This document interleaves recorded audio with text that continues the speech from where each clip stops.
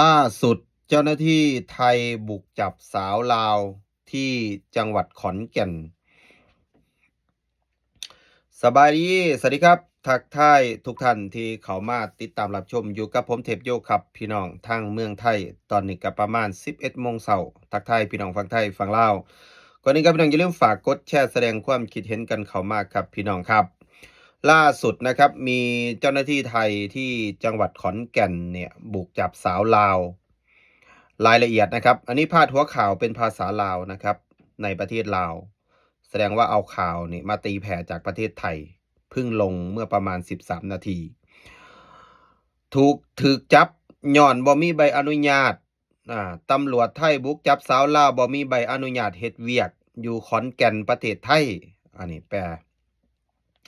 วันที่18พฤศจิกที่ผ่านมาเวลาประมาณ13นาฬิกา เจ้าหน้าที่ไทยได้บุกจับกลุ่มคนต่างดาวลักลอบเฮ็ดเวียกโดยบ่ได้รับอนุญาตในเมืองขอนแก่นสืบเนื่องจากได้รับเบาะแสจากประชาชนผ่านสายด่วน1178ว่ามีบุคคลต่างดาวสัญชาติลาวเฮ็ดเวียกโดยบ่ได้รับอนุญาตอยู่ห้านเสริมสวยแห่งหนึ่งที่ถนนลักเมืองตำบลในเมืองอำเภอเมืองขอนแก่น เจ้าหน้าที่จับกลุ่มหญิงสาว1 คนชื่อนางมาลีนามสมมุติอายุ33ปีโดยแจ้งข้อหาว่าเป็นบุคคลต่างดาวสัญชาติลาวเฮ็ดเวียกโดยบ่มีใบอนุญาตนอกจากนี้ยังจับเจ้าของห้าน1 คนชื่อเฒ่ากิจนามสมมุติข้อหาเป็นนายจ้างรับคนต่างดาวเข้าเฮ็ดเวียกโดยคนต่างดาวบ่มีใบอนุญาตเข้าเฮ็ดเวียก หรือให้คนต่างดาวเฮ็ดเวียกนอกเหนือจากสิทธิเฮ็ดได้เจ้าหน้าที่เฮ็ดบทบันทึกจับกลุ่มไปสพเมืองขอนแก่นส่งมอบต่อพนักงานสอบสวนเพื่อดำเนินคดีตามกฎหมายในประเทศไทยอันนี้นี่คือพาดหัวข่าวในเพจใหญ่ของประเทศลาวนี่แหละครับพี่น้องครับก็อยากจะฝากถึงพี่น้องคนลาวเฮาสู่คนที่เฮ็ดงานอยู่ในประเทศไทย เขาเข้าใจได้ว่าบางเทื่อนี่งานที่เขาเฮ็ดเขาฮู้ว่าผิดกฎหมายแต่ว่าเจ้านายจ้างนี่เขาเห็นดีนำหรือว่าเขาให้ความร่วมมือที่จะปกปิดเราแต่ว่าเชื่อเถอะสักมื้อใดมื้อหนึ่งก็บ่รอดเพราะว่าคนข้างบ้านเขาก็ฮู้เนาะข้างบ้านข้างร้านเสริมสวยนี่เขาก็ฮู้ว่าคนที่เฮ็ดงานนี่เฮ็ดเวียกนี่บ่แม่นคนไทย เขาก็ต้องร้องเรียนไปที่เจ้าหน้าที่ตำรวจ1178ตามสายที่อยู่ในข้อมูลเนี่ยเจ้าหน้าที่ตำรวจเขาก็ต้องไปตรวจสอบมานี่ก็ต้องโดนทั้งนายจ้างโดนทั้งลูกจ้างอ่าทีนี้ติดคุกอยู่ในเมืองไทยเมืองไทยเฮานี่บ่เมืองไทยเขาบ่คือเมืองลาวเด้เมืองไทยเขาเห็นนี่เขาจับอีหลี เขาบ่ปล่อยแต่ว่าคันบ้านเฮานี่ปกติเจ้าหน้าที่บ่ค่อยสนคนเวียดนามเปิดร้านเสริมสวยเปิดร้านอาหาร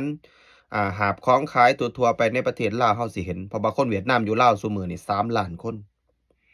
ผิดกฎหมายก็บ่ได้สนใจแต่ว่าประเทศไทยเขาบ่ยอมเด้ก็อย่างที่เห็นอยู่ในภาพเนาะบัดนี้นายจ้างนี่ที่เป็นเจ้าของร้านเสริมสวยนี่นายจ้างนี่ก็โดนเดะนี่คนไทยเนี่ยกฎหมายไทยเขาก็บ่เอาไว้ นะเพราะว่าประเทศไทยนี่ถึงสิเข้าง่ายสำหรับคนลาวเฮาเข้าง่ายเว้าง่ายสื่อสารกันรู้เรื่องแต่ว่าบางเทื่อคันเรารู้ว่าผิดกฎหมายอะไปเฮ็ดหนังสือให้มันถูกต้องตามกฎหมายเฮ็ด MOU ดีกว่าสบายใจเป็นนายจ้างก็จดบันทึก MOU รับลูกน้องคนลาวเนี่ยมาทำงานเป็นลูกจ้างก็ไม่ผิดกฎหมายแล้ว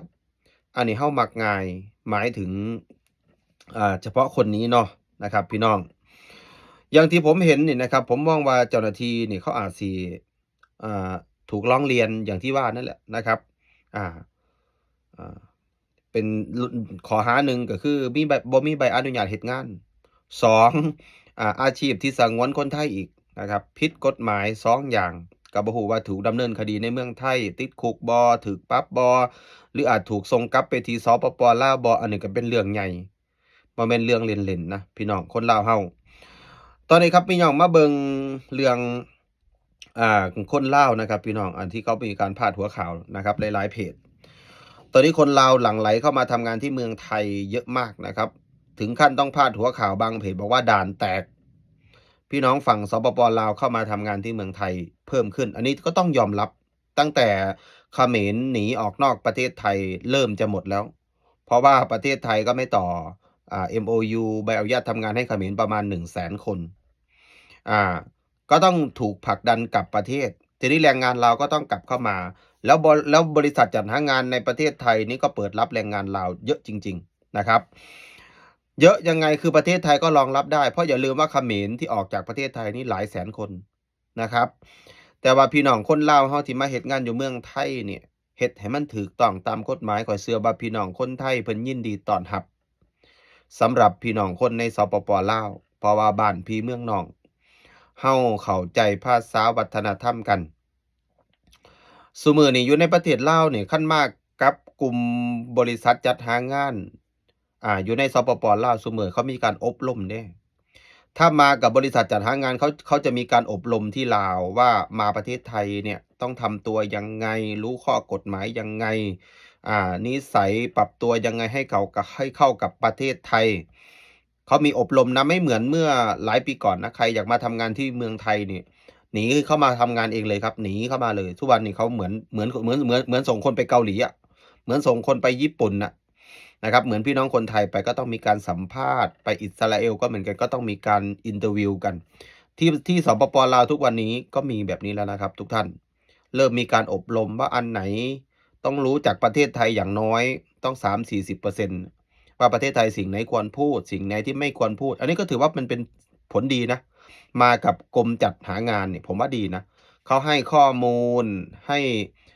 คำชี้แจงชี้แนะนั่นนี่คือมันดีทุกอย่างนะครับก็ฝากถึงพี่น้องคนลาวทุกคนนะครับในกรณีที่สาวลาวที่ถูกจับที่จังหวัดขอนแก่นนี่พี่น้องเฮ็ดงานในห้านเสริมสวยอ่าเป็นสร้างเสริมสวยผิดกฎหมายทั้งนายจ้างทั้งลูกจ้างพี่น้องก็เบิ่งเอาอันนี้อย่าเอาเป็นแบบอย่างที่บ่ดีถือว่าผิดกฎหมายเสียเวลาเผลอๆนี่เขาแบล็กลิสต์อีกนะครับเข้ามาประเทศไทยบ่ได้อีกเสียอนาคตอีกพี่น้องคันมาแล้วให้มันเฮ็ดให้มันถูกต้องตามกฎหมายแล้วมันสิได้อยู่โดนๆเข้าถึงสวัสดิการต่างๆเนี่ยถือว่าดีนะพี่น้องเนาะ โอเคครับพี่น้องขอบคุณหลายๆครับที่เข้ามาติดตามรับชมพี่น้องทั้งฝั่งไทยฝั่งลาวอย่าลืมฝากกดแชร์ท่านใดที่เข้ามาเบิ่งย้อนหลังฝากคอมเมนต์กันเข้ามานำเด้อครับพี่น้องครับสบายดีสวัสดีครับ